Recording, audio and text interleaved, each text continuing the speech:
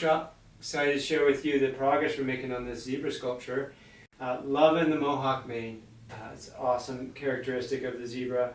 Also, the splashing water just adds so much dynamic expression to the piece, especially when we get that crocodile behind it in hot pursuit. I think it's just going to add to the intensity of the overall piece.